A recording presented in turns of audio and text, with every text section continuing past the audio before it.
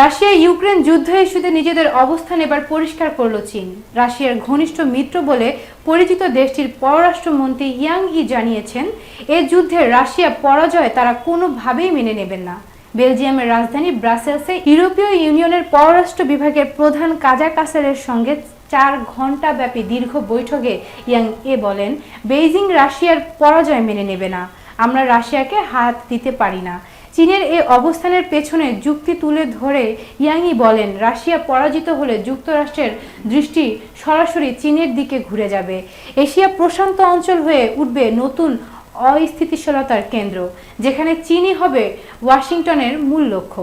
তবে ইয়াং এও দাবি করেন, যুদ্ধের শুরু থেকে চীন কখনোই মস্কো সামরিক সহায়তা দেয়নি, বরং তিনি বলেন, চীন যদি রাশিয়াকে সহায়তা করত, এই যুদ্ধ বহু আগেই হয়তো থেমে যেত।